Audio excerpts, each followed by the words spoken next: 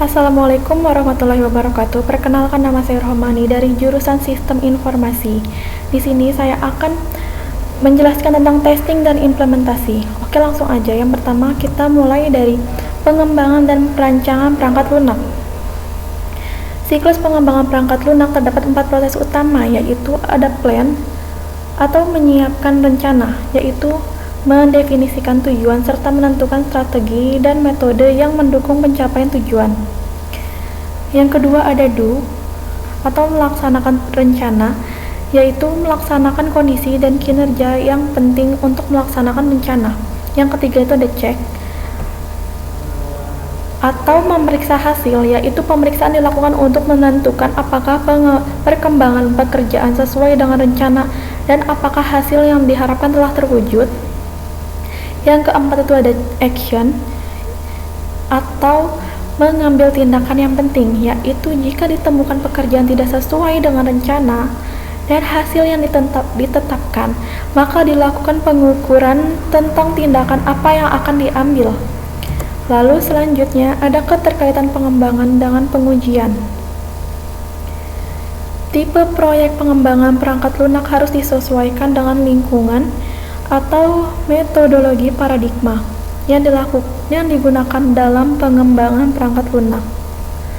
Tipe pengembangan sistem yang pertama ada pengembangan sistem biasa, yaitu karakteristiknya menggunakan metodologi pengembangan sistem. User mengetahui rekrutmen, pengembangan menentukan struktur.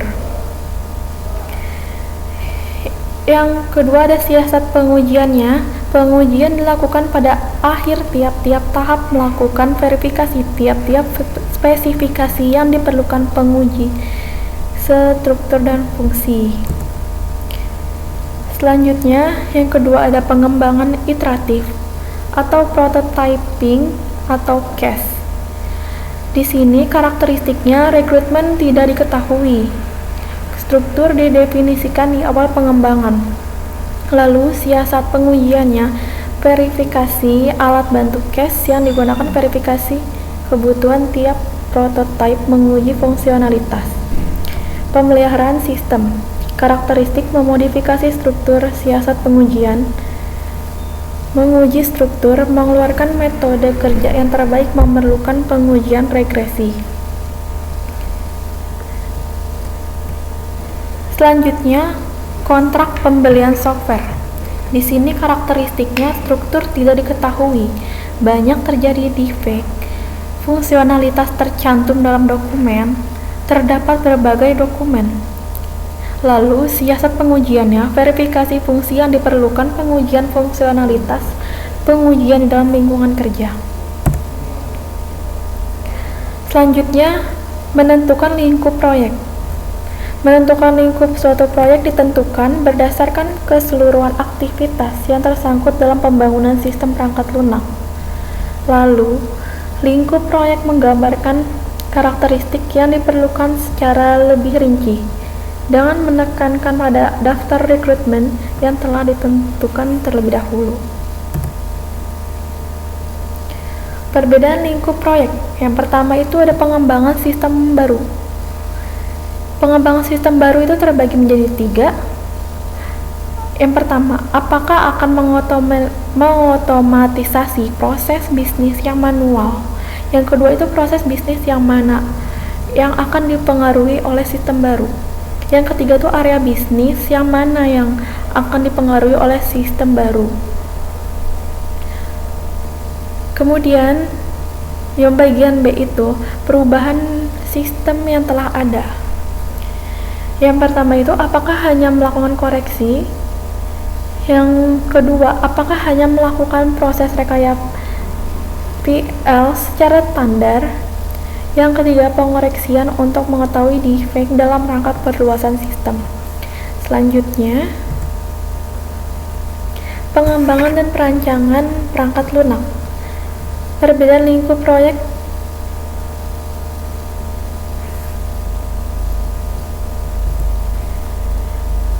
Selanjutnya itu ada keuntungan atau kelebihan dari perangkat lunak komersial. Implementasi yang cepat. Software tersebut bersifat siap, teruji, dan terdokumentasi. Paket yang dibeli biasanya pengimplementasinya jauh lebih cepat daripada mengembangkan program yang sama secara in-house atau menyuruh kontraktor independen untuk mengembangkan, sehingga secara potensial membantu memecahkan backlog atau penimbunan pekerjaan yang belum selesai. Yang kedua itu penghematan biaya. Satu paket perangkat lunak komersial bisa dijual kepada banyak organisasi sehingga biaya pengembangan ditanggung oleh banyak pemakai. Dan biaya total suatu paket akan lebih murah daripada program pesanan yang sama. Yang ketiga itu ada estimasi biaya dan waktu. Biaya atau harga paket komersial telah diketahui dan tanggal pengimplementasiannya mudah diestimasi. Sebaliknya, program pesanan biasanya cenderung melampaui estimasi waktu dan biaya. Yang keempat itu ada reliabilitas.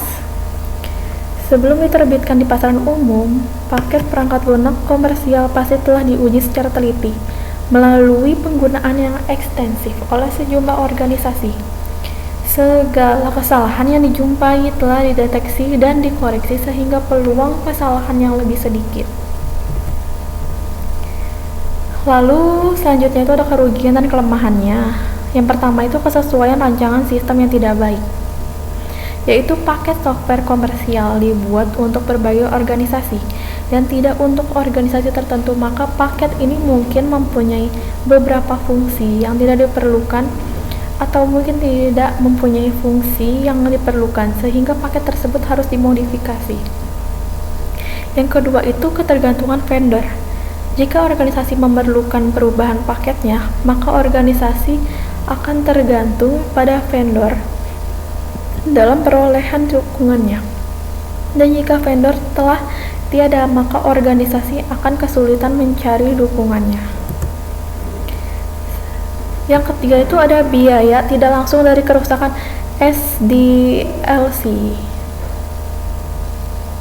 Seringkali apa yang ingin dicapai, manajemen tidak melaksanakannya, menyuruh atau mungkin melewati tahap SDLC dan secara langsung menuju ke paket perangkat lunak komersial. Strategi ini seringkali mengakibatkan paket perangkat lunak komersial tidak berjalan sesuai yang diharapkan dan masalah sistem serta organisasionalnya yang terjadi sebelum implementasi paket tersebut tetap muncul, sehingga menimbulkan kesulitan atau harus dibayar kemudian, yaitu adanya peningkatan biaya implementasi, operasi, dan pemeliharaan. Selanjutnya itu ada fungsi dalam pengembangan perangkat lunak. Software Development Management terdiri dari banyak fungsi dan tim, yaitu yang pertama ada Software Project Manager, yaitu pertama berhubungan dengan konsumen, menetapkan anggaran dan jadwal pelaksanaan proyek perangkat lunak. Yang kedua itu ada Software Engineering Analyst, berhubungan dengan konsumen secara lebih rinci, bertugas mendeskripsikan atau menggali fungsi dan untuk kerja software yang akan dibangun. Software Engineering Analyst dibagi menjadi dua, yaitu desainer dan programmer. Yang pertama, desainer itu bertugas merancang algoritma atau prosedur yang tepat untuk fungsi tersebut disesuaikan dengan hardware atau software pendukung yang ada. Yang kedua yaitu programmer, mengimplementasikan algoritma dalam bentuk kode-kode program menggunakan bahasa programmer, bahasa pemrograman. Yang ketiga, Software Configuration Management, yaitu memantau fungsi-fungsi prosedur yang telah ditentukan, mencatat konfigurasi pada tahap-tahap atau waktu tertentu berdasarkan kenyataan yang ada. Sistem administrator, yaitu bertugas melakukan pengolahan terhadap sistem pada saat diimplementasi. Yang keempat ada software quality. Software quality di sini dibagi menjadi dua, yaitu yang pertama ada software test engineer, yang kedua ada software quality assurance, Yang pertama, bertugas melakukan pengujian sistem. Yang kedua, software quality assurance di sini bertugas melakukan pengawasan apakah software yang dibangun telah berjalan sesuai dengan fungsi dan kebutuhannya. Selanjutnya ada testing dan implementasi sistem. Teknik-teknik pengujian perangkat lunak dan pengujian berorientasi objek. Di sini yang pertama itu mencakup cakupan pernyataan. Cakupan pernyataan ini dibagi menjadi 3, yaitu cakupan pernyataan ditentukan dengan menilai proporsi dari pernyataan-pernyataan yang ditinjau oleh sekumpulan test case yang ditentukan. Selanjutnya ada cakupan pernyataan 100%, adalah bila tiap pernyataan pada program ditinjau setidaknya minimal sekali tes. Kemudian cakupan pernyataan berkaitan dengan tinjauan terhadap titik not pada flow graph. Selanjutnya, cakupan cabang. Cakupan cabang ditentukan dengan menilai proporsi dari cabang keputusan yang diuji oleh sekumpulan test case yang telah ditentukan. Lalu, cakupan cabang 100% adalah bila mana tiap cabang keputusan pada program ditinjau setidaknya minimal sekali tes. Kemudian, cakupan cabang berkaitan dengan peninjauan anak panah cabang branch edge dari flow graph. Selanjutnya ada cakupan jalur, yaitu cakupan jalur ditentukan dengan menilai proporsi eksekusi jalur program yang diuji oleh sekumpulan test case yang telah ditentukan. Selanjutnya, cakupan jalur 100% adalah bila mana tiap jalur pada program dikunjungi setidaknya minimal sekali tes. Lalu, cakupan jalur berkaitan dengan peninjauan jalur sepanjang flow graph.